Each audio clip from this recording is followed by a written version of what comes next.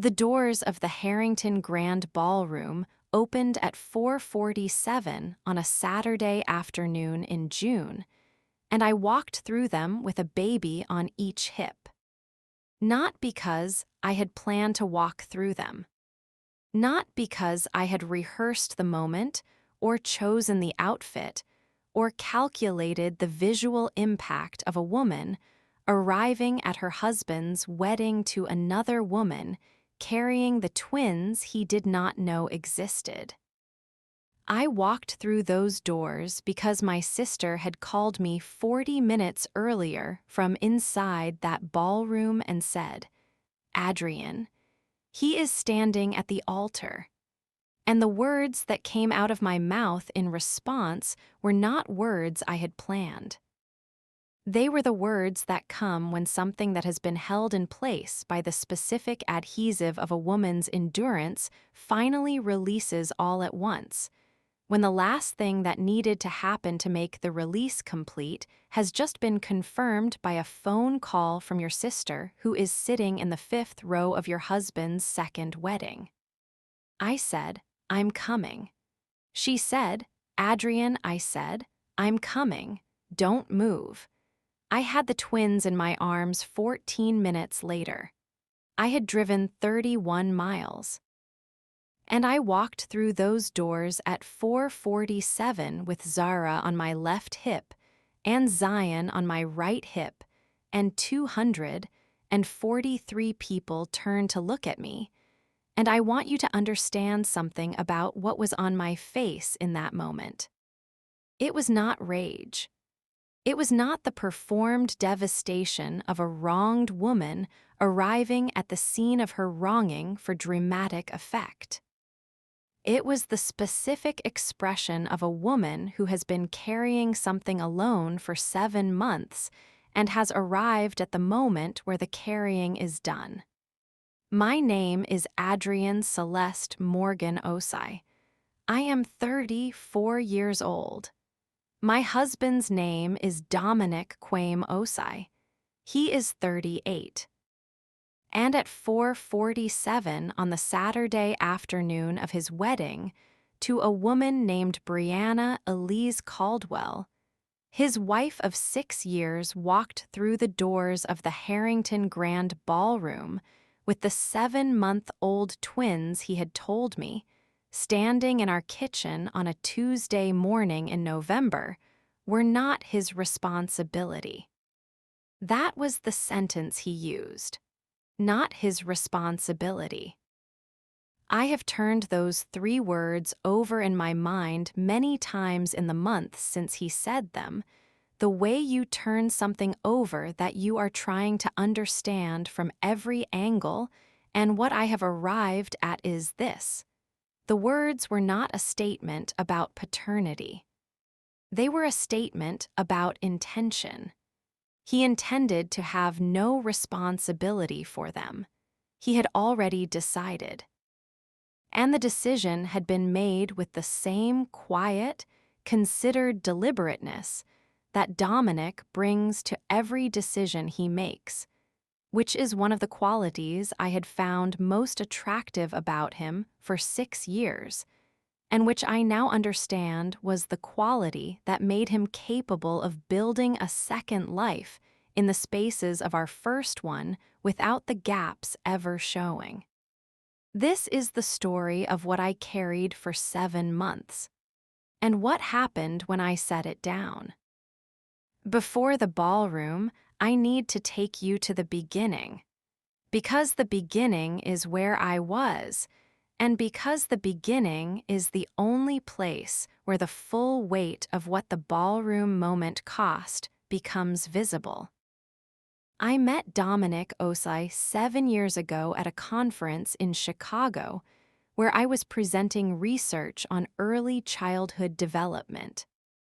I have a doctorate in developmental psychology from Northwestern, and I was, at the time of the conference, a research fellow at the university's Child Development Lab, and where Dominic was attending as a representative of a nonprofit he had co-founded that focused on educational access for children in underserved communities.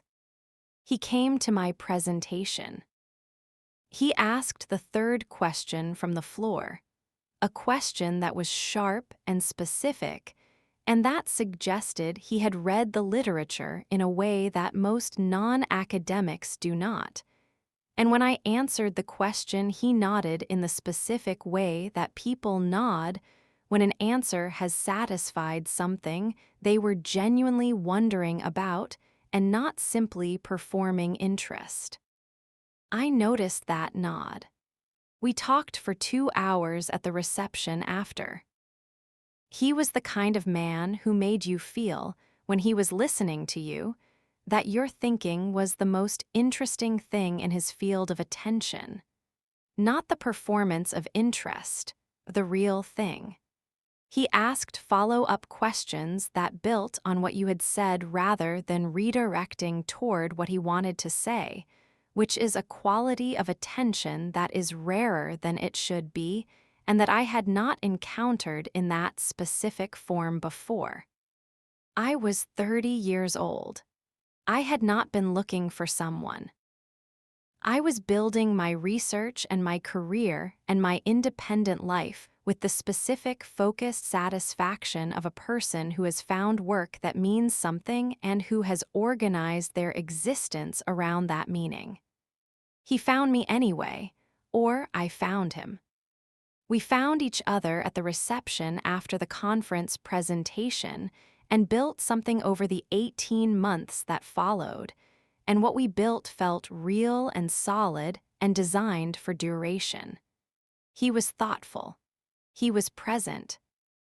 He was the kind of partner who remembered what you had said 3 weeks ago and asked about it without prompting, who showed up to the small things because he understood that the small things were the architecture of the large ones. We married in March, 6 years ago, at a ceremony that was everything I had wanted because he had paid attention to what I wanted and had helped build it. For 4 years, the marriage was the thing I had believed it was.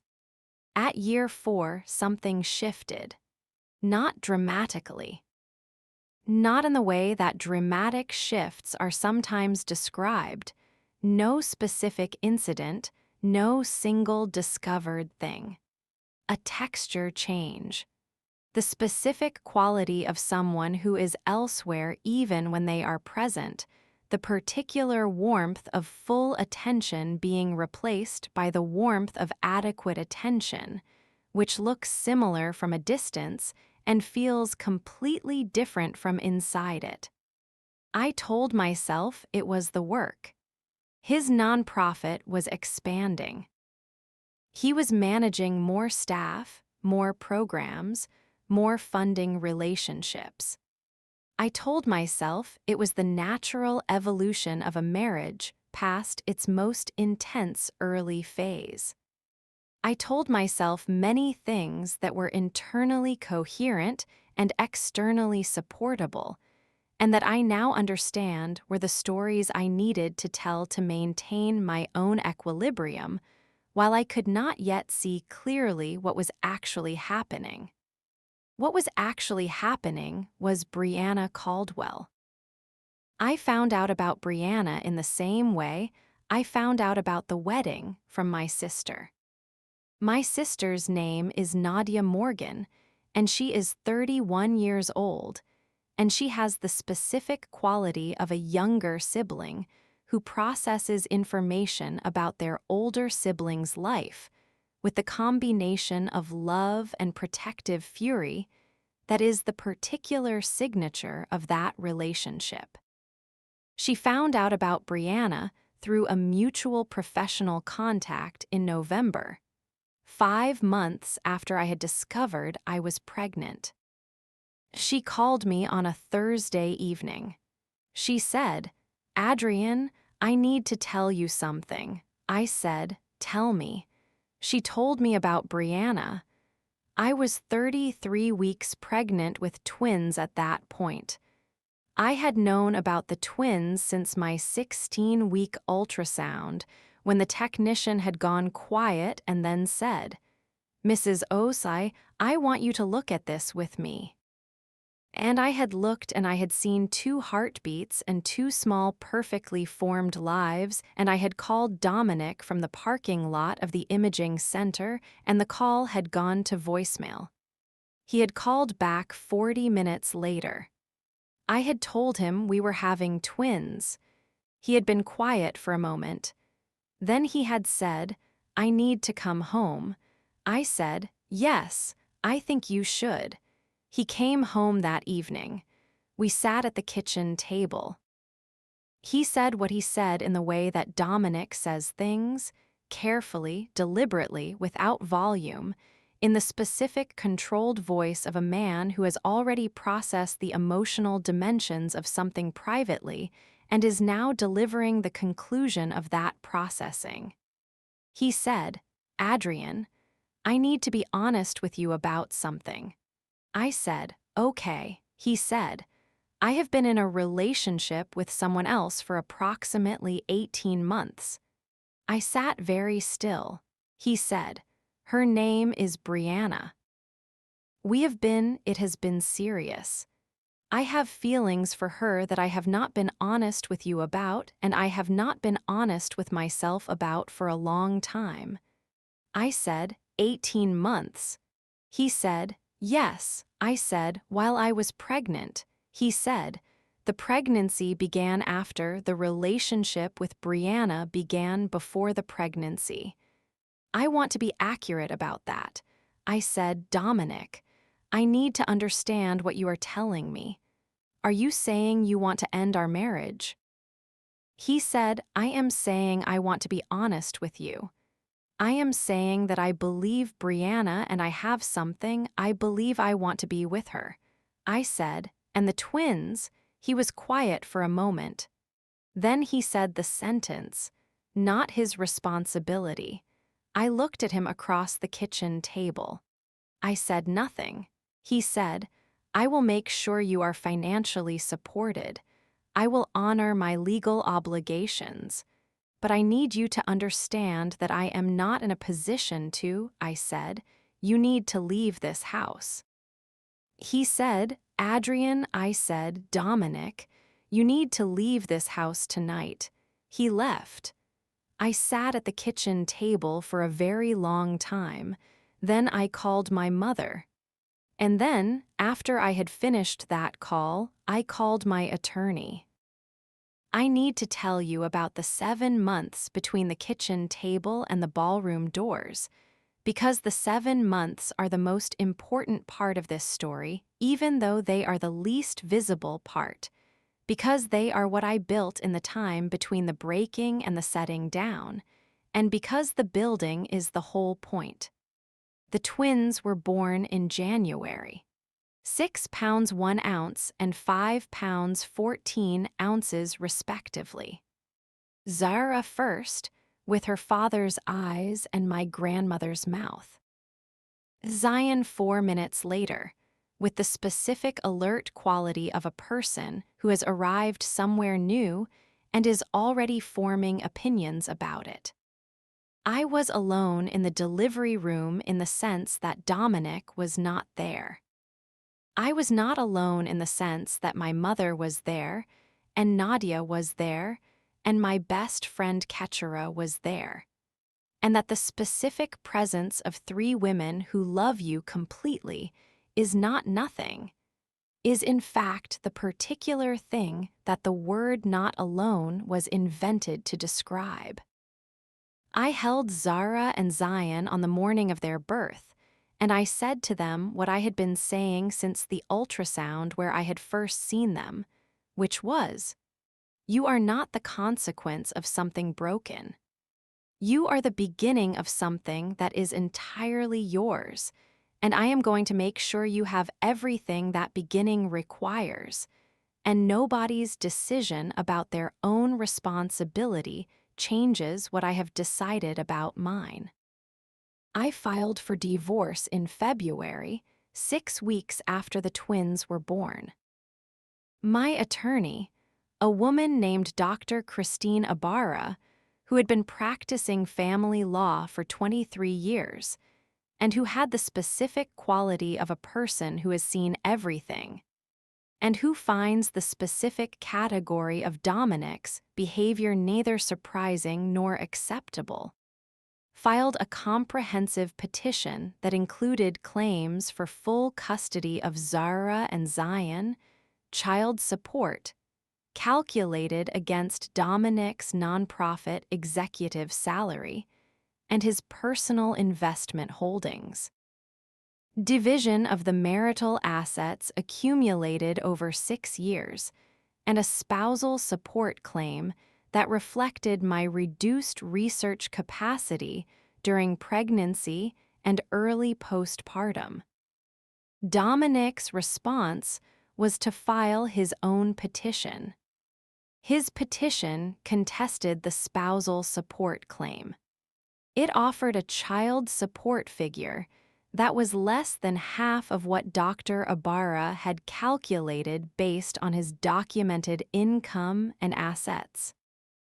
It proposed a custody arrangement that was described as flexible, and that, when Dr. Ibarra translated it from legal language to plain English, meant he wanted to be present in the twins' lives when it was convenient and absent when it was not. I was not surprised, not his responsibility. I want to stop here and speak directly to everyone watching Black Diamonds right now. Subscribe to this channel. Right now, hit the notification bell, because this channel exists for this story. For the woman at the kitchen table who sat very still and said nothing, and then called her attorney.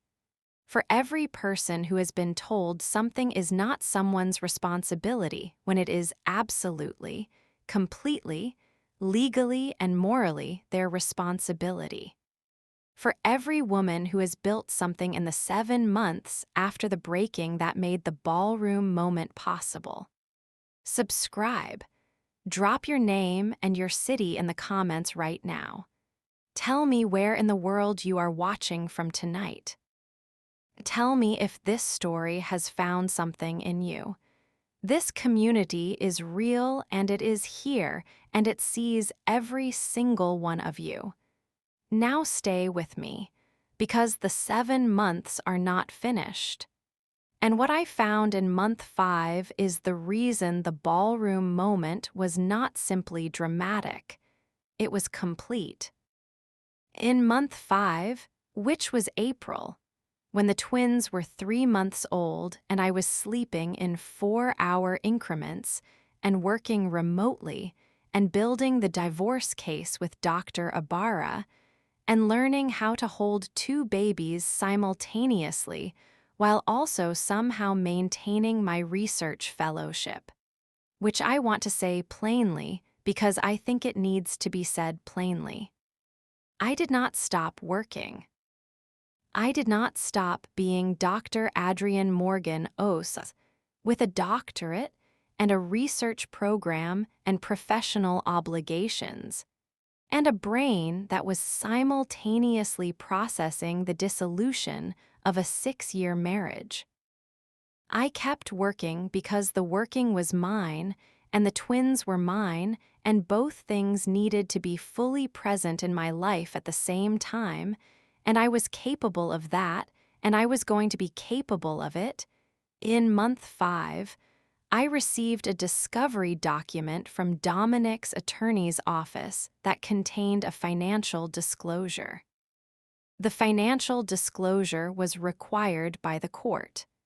It was also, as Dr. Ibarra called me immediately to note, incomplete.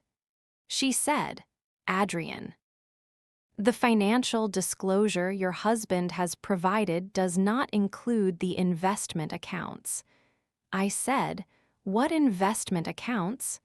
She said, "Exactly. He has disclosed his salary from the nonprofit, 2 personal checking accounts, and a retirement account. He has not disclosed the investment portfolio." I said, How do you know there is an investment portfolio? She said, because 6 months ago, in the course of my standard pre-filing asset search, I found evidence of investment accounts held in his name at 2 separate brokerage firms. The accounts were not large at that time, but they were not negligible. What I am now seeing in his disclosure suggests those accounts have either been closed or have been omitted. I said, "Which do you think it is?" She said, "I think they have been transferred." She said, "I want to engage a forensic accountant." I said, "Do it." The forensic accountant's name was Marcus Webb, and he spent 3 weeks doing what forensic accountants do, which is following money through the specific pathways that people who are trying to make money invisible create when they believe the pathways are sufficiently complex to be invisible. They were not sufficiently complex. What Marcus Webb found was this. Approximately 8 months before Dominic had sat down at our kitchen table and told me about Brianna, he had begun transferring funds from the investment accounts Dr. Ibarra had identified into a new account held jointly with Brianna Caldwell. The transfers were systematic. Over 8 months, approximately $340,000 had moved from accounts that were marital assets, created during our marriage, funded by income earned during our marriage, into a joint account with his girlfriend. He had been preparing. He had been building a financial foundation for his second life while living inside our first one. And he had used marital assets to build it. I sat with that for a long time. Then I called Dr. Ibarra. She said, "This changes the case significantly." I said, "How significantly?" She said, "The transferred funds are marital assets regardless of where they currently sit. We can claim them back as part of the marital estate. We can also make a case for additional damages based on the dissipation of marital assets, the intentional reduction of the marital estate in anticipation of divorce. And we can argue that the child support calculation should reflect his full financial picture, including the asset base he has been building, not simply his stated salary." I said, "What does the full picture look like?" She said, "Significantly larger than what he disclosed." She said it the way Dr. Ibarra says things that are important, flatly, without decoration, in the specific professional voice of someone who has been in rooms with financial deception for 23 years and who is not surprised but is completely prepared. I said, "Good." She said, "Adrian, I want to be clear. This process will take time. The forensic accounting report needs to be filed as a supplement to the discovery response. Dominic's attorneys will contest it. There will be a hearing." I said, "I know." She said, "Are you ready for the hearing?" I said, "I have been ready since February." She said, "I know you have. I just want to make sure you understand it is going to require you to sit in a room with him and his attorneys and present this as a legal matter while also being the mother of 7-month-old twins." I said, "Christine, I have been doing everything that needs to be done since January. I will do this too." She said, "Yes, I know." She said, "I also want to tell you something else." I said, "Tell me." She said, "Marcus Webb found something else in the account records. Something that is not a legal matter but that you should know." I said, "What is it?" She said, "The joint account with Brianna Caldwell.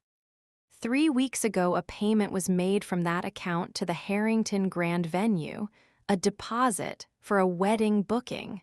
I was quiet. She said, "The wedding is scheduled for June 14th. I looked at my calendar. June 14th was 6 weeks away. I said, "He is planning to marry her." She said, "The booking suggests it." I said, "We are not divorced." She said, "No, you are not." "Which means," I said, "which means he cannot legally marry her." She said, "He cannot legally marry her until the divorce is finalized, which it will not be by June 14th given the contested financial disclosure and the hearing timeline."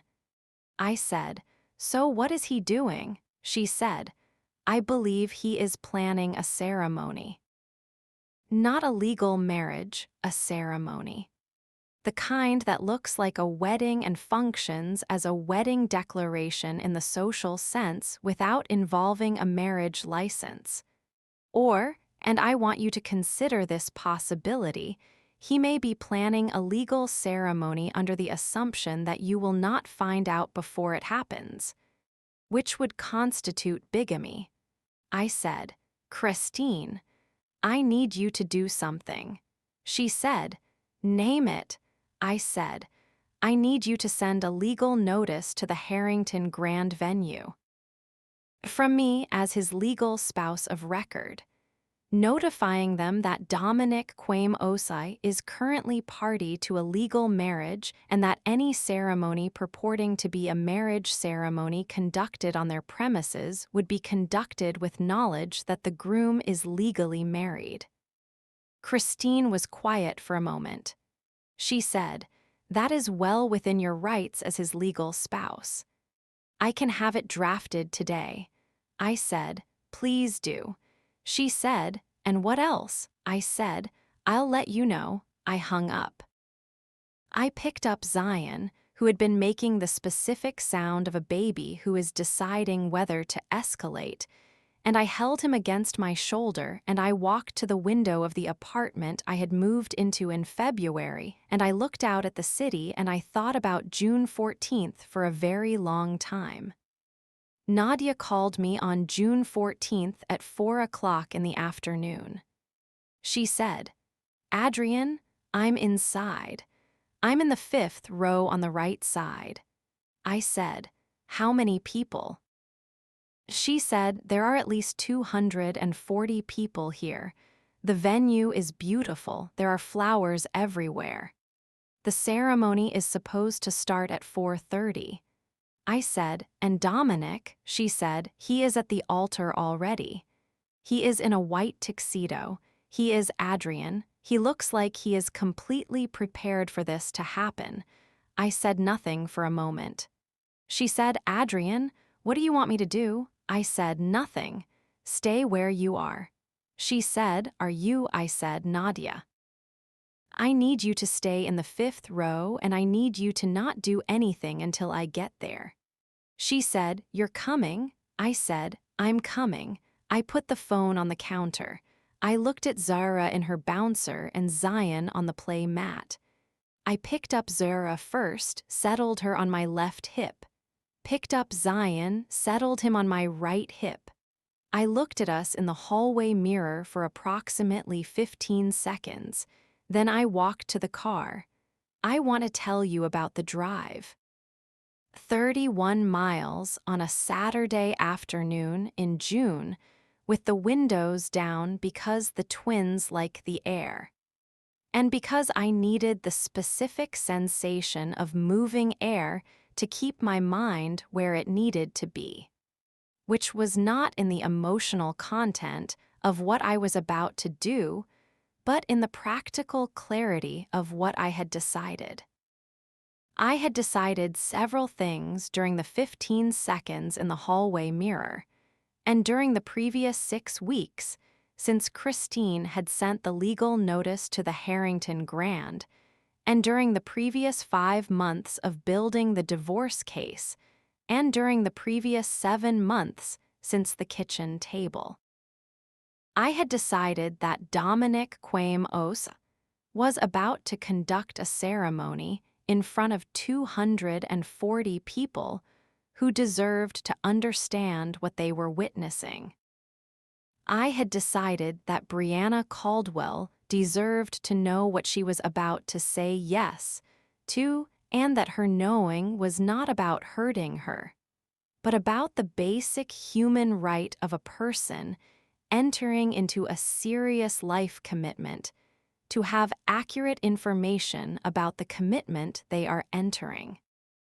I had decided that Zara and Zion deserved to exist in a world where their existence had been fully acknowledged, publicly and unambiguously, by the people in the room where their father was about to pretend they did not exist.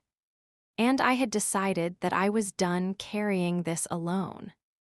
7 months is the right amount of time to carry something alone. It is the time you need to build what needs to be built before the carrying is set down. I had the forensic accounting report. I had Dr. Ibarra's case, which was 3 days from its scheduled hearing. I had the legal notice on file at the Harrington Grand. I had 7 months of being a mother to 2 children whose father had called them not his responsibility. And I had the specific, composed resolve of a woman who has processed everything that needed to be processed privately and has nothing left to process in that particular way. I parked in the lot. I got out. I settled a twin on each hip. And I walked through the doors of the Harrington Grand Ballroom at 4:47. The silence that fell when I walked through those doors was not immediate. Silences of that kind, the kind that happen when something appears in a room that reorders the room's understanding of itself, take approximately 3 seconds to arrive at their full depth. In the first second, there was simply the sound of movement, the rustle and turn of heads. In the second second, the sound began to reduce as the information traveled from the back rows to the front. In the third second, the room was as quiet as 243 people can make a room. In that silence, I walked down the aisle. Not because I was performing. Because the altar was at the front of the room, and the altar was where Dominic was standing, and what I had come to say needed to be said where he was standing, in front of everyone who was there to witness what he was doing. I want to describe the altar. It was decorated in white and gold. White rose arrangements on both sides, a floral arch overhead, candles in tall crystal holders, the specific careful beauty of an occasion that had been planned with real investment of time and thought and money, and which looked exactly like what it was meant to look like, which was a wedding, except for the part where the groom was legally married to the woman who was currently walking toward it with his children on her hips. Dominic saw me when I was approximately halfway down the aisle. I want to be precise about his expression because precision matters, and because the expression was not a simple thing. It was several things simultaneously. Recognition, which arrived first and was instantaneous. Disbelief, which arrived a fraction of a second later and which was genuine, because I think he had calculated that I would not come. Something that I can only describe as the specific look of a structure failing, the expression of a man whose framework has encountered the one variable he had not built for. And underneath all of it, something that I have thought about many times since and that I believe with the clinical precision of a developmental psychologist who understands how human emotional experience works, was grief. Not for me. For the version of himself that had believed this could work the way he had planned it. He said my name. He said it quietly, but in a room that was as silent as that room was, quietly was sufficient. He said, "Adrian." I reached the altar. I stood in front of him with Zara on my left hip and Zion on my right hip, and I looked at him for a moment without saying anything. Then I looked at Brianna. Brianna Caldwell was standing to Dominic's right in a white wedding dress that was beautiful in the way that wedding dresses are beautiful when they have been chosen with care. She was 29 years old. She had the expression of a woman who has just had the ground removed from under a moment she had spent months building toward, and who is in the specific shock of that removal and has not yet arrived at any of the emotions that will follow. I said, "Brianna." She looked at me. I said, "I want to be very clear about something before this continues. My name is Adrian Morgan Osai. I am Dominic's wife. We have been legally married for 6 years, and we are currently in active divorce proceedings in the Circuit Court of Cook County, which means that Dominic cannot legally marry you today or at any time until the court finalizes our divorce. I sent a legal notice to this venue 6 weeks ago informing them of this fact." The room made a sound. I said, "I also want you to know, and I'm saying this to you, Brianna, because I believe you deserve to know it, that these are Dominic's children. Their names are Zara and Zion. They are 7 months old. When I told Dominic I was pregnant with twins, he told me they were not his responsibility. I want you to have that information because I believe you have the right to know who you are about to commit your life to." Brianna looked at the twins. She looked at Dominic. Dominic was not looking at her. He was looking at me with the expression that had replaced the structure failing one, which was the specific look of a man who has arrived at a reckoning and is understanding its full dimensions for the first time. The officiant, a man in his 50s in formal robes who had presumably conducted many weddings and had never conducted anything like this, made a sound that was not quite a word. I turned to the room. 243 people were looking at me. I said I did not come here to make a scene.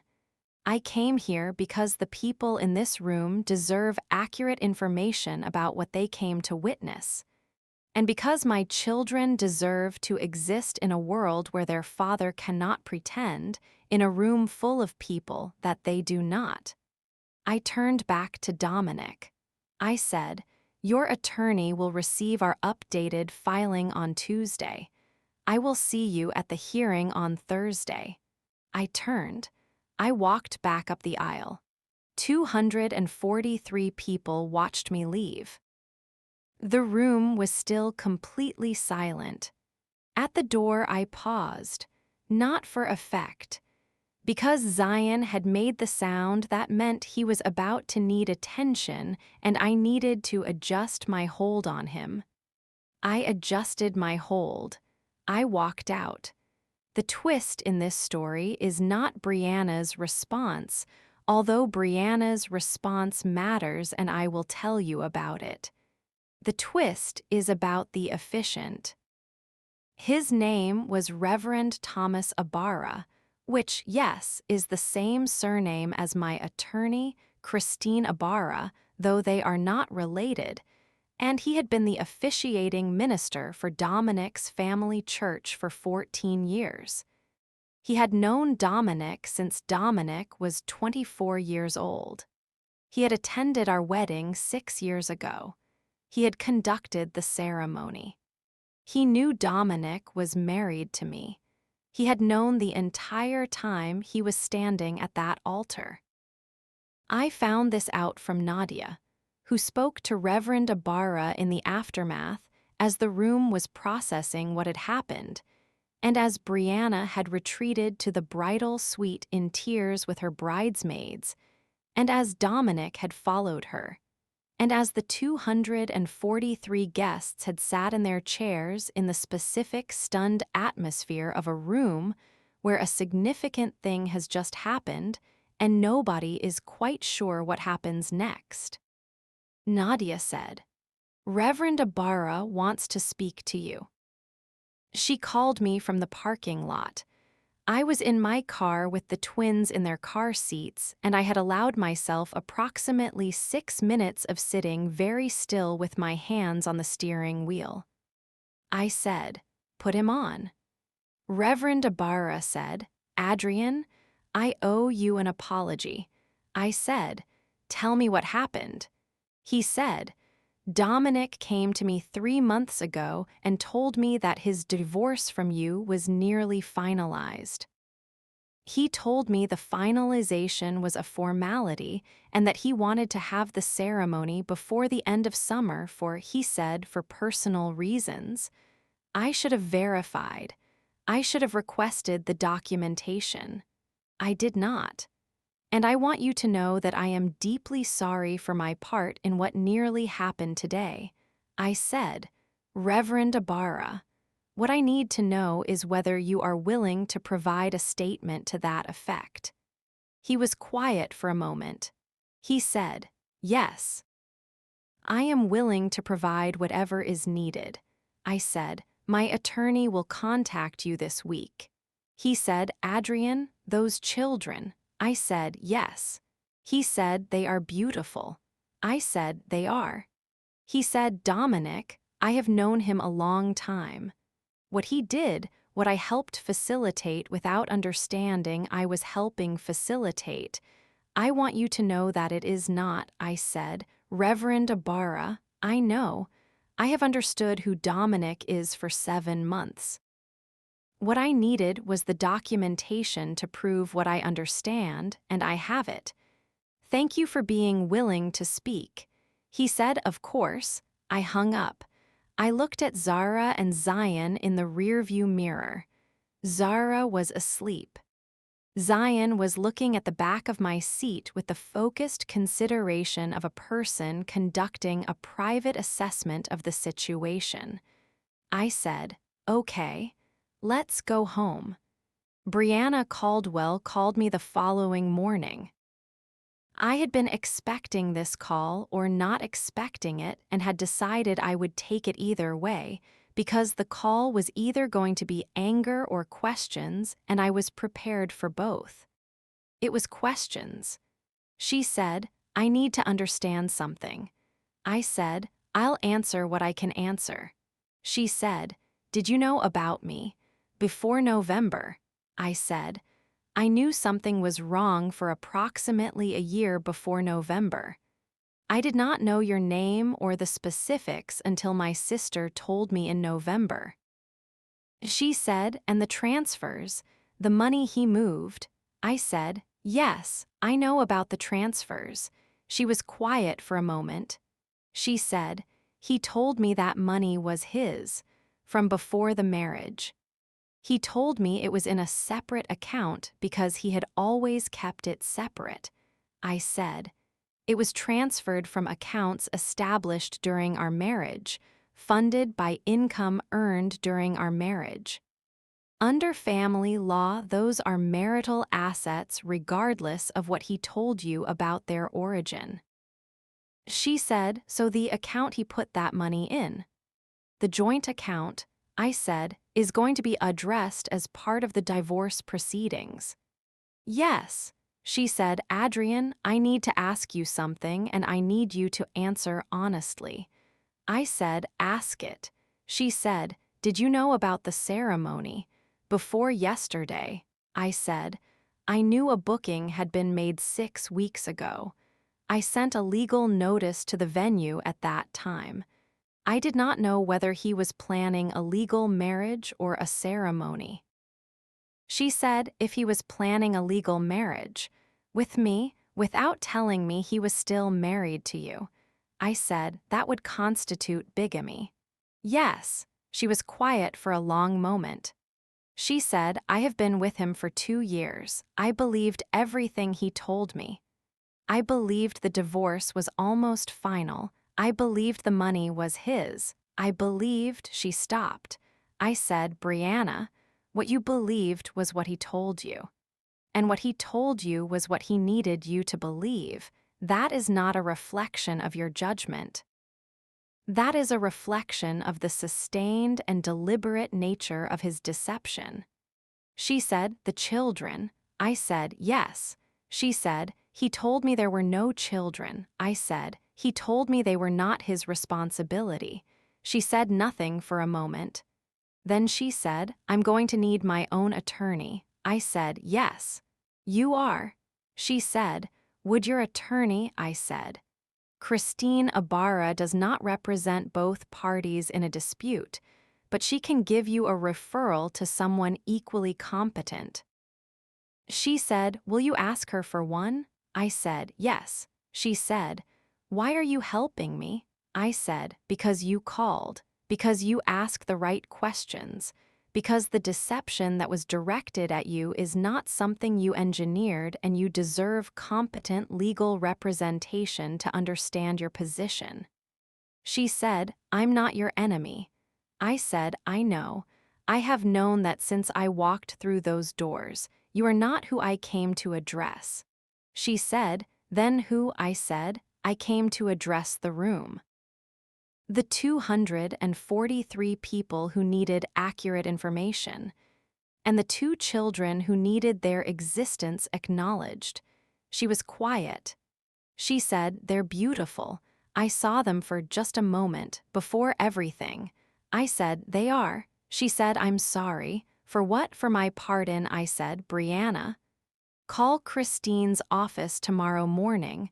Get the referral. Take care of yourself. That is what you need to do right now. She said, okay. I said, okay. The hearing was on Thursday.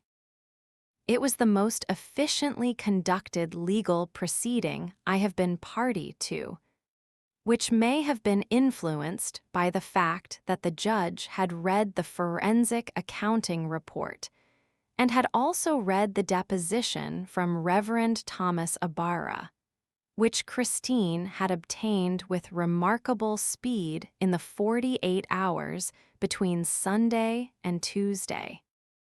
The judge was a woman named Honorable Patricia Mensah, who had been on the family court bench for 16 years, and who had, in those 16 years, encountered the full range of human behavior in the context of the dissolution of marriages, and who received the documentation of Dominic's financial transfers, and the deposition from his family's minister, and the forensic accounting report, with the expression of a jurist who has been in this work long enough to recognize something thorough when she sees it.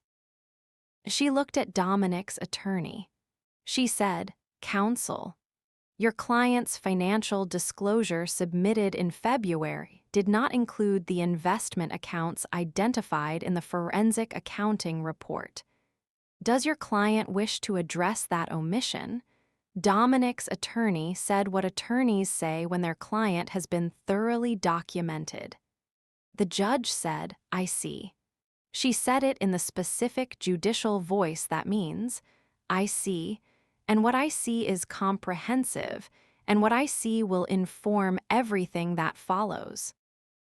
The child support order was issued at a figure that was twice what Dominic's initial offer had contained, calculated against the full financial picture that the forensic accounting report had established, including the investment base he had been building.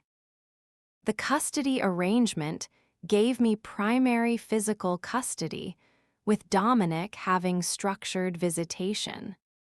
Structured in the sense that it had clear, court-ordered parameters that did not include the flexibility of not his responsibility. The marital asset division included the transferred funds, which were returned to the marital estate and divided accordingly. The spousal support was granted. Dominic's attorney made several motions. The judge denied all of them.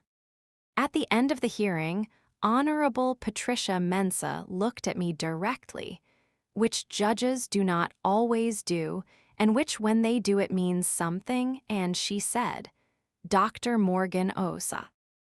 The court notes the thoroughness of the documentation in this matter and the patience with which the petitioner has approached a difficult situation. The court also takes note of the two children whose interests are central to this proceeding and wishes them well. I said, "Thank you, Your Honor." I looked at Christine beside me. She was not performing anything.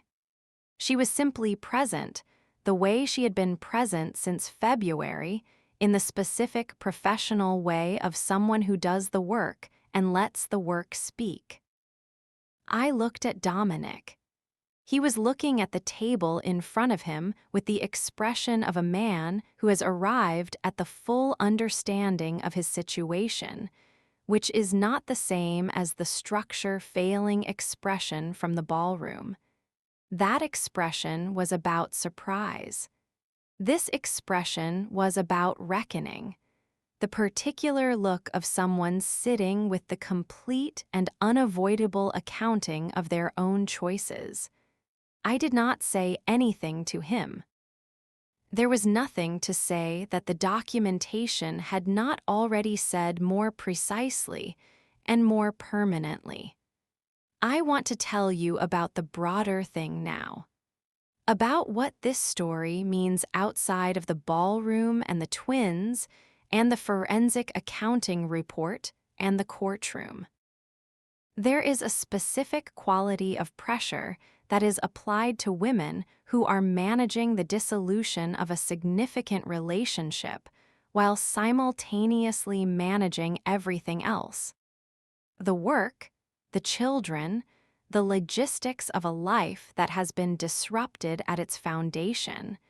To perform the dissolution in the specific way that has been decided is appropriate. To be visibly devastated but not destabilized. To be measured but not cold. To grieve but not in ways that make other people uncomfortable.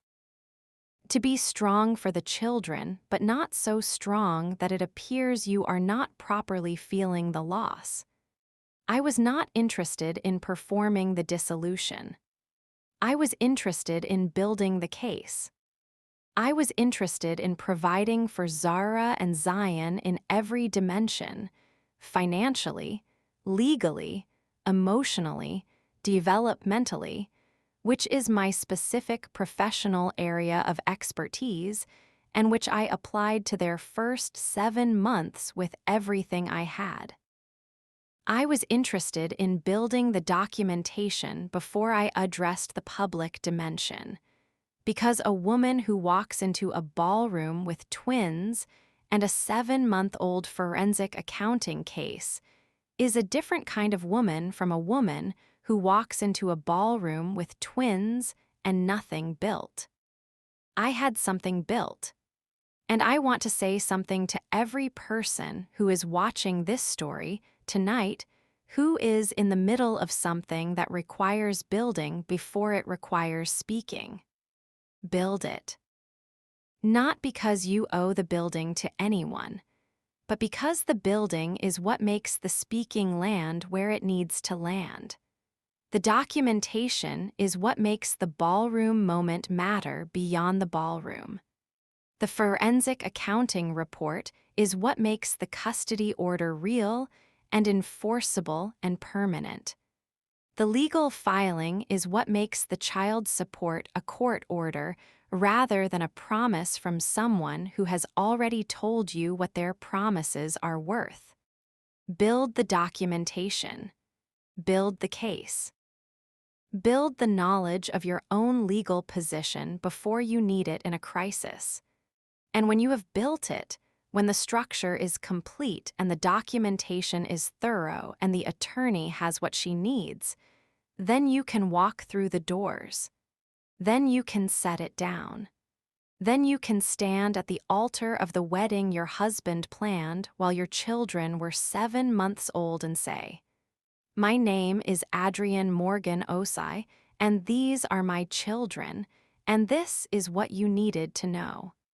And then you can walk back up the aisle and adjust your hold on your son and drive home. Zara and Zion are 14 months old as I tell you this story.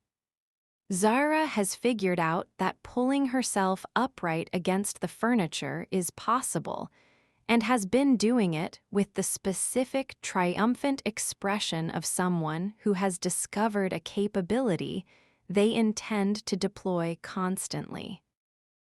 Zion has figured out that if he says something that sounds approximately like mama at the right moment, things happen in his favor, and he is using this discovery with what I can only describe as strategic precision. They are the most interesting people I have been in a room with in 14 months. My research fellowship has been extended.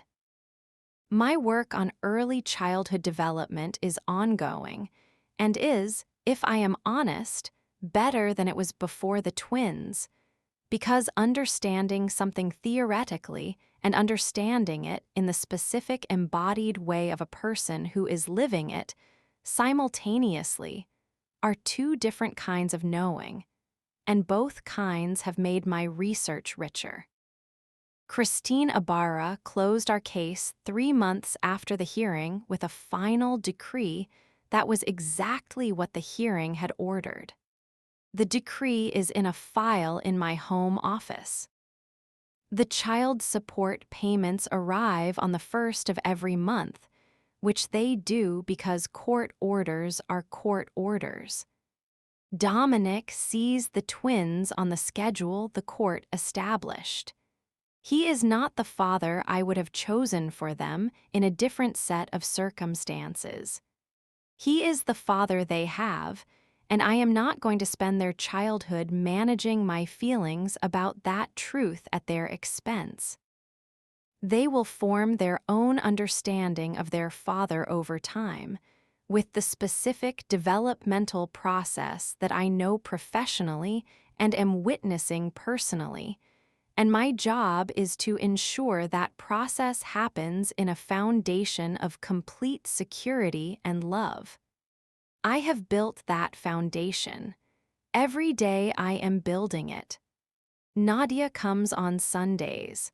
My mother comes on Tuesdays. Ketchera is the twins' godmother, and she takes them Saturday mornings with a seriousness about the role that I find both deeply moving and slightly hilarious. The village is real, and it is present, and it has been present since January, and I am not taking it for granted. I repainted the living room of my apartment in May. A warm, deep gold that in the morning light is the color of something that is standing in the place it belongs. I drink my coffee in that room every morning before the twins wake up. Those 20 minutes are mine. Subscribe to Black Diamonds right now. Please hit that bell. Drop your name and your city in the comments below. Tell me where in the world you are watching from tonight. Tell me if you are building something. Tell me if you have already walked through the doors.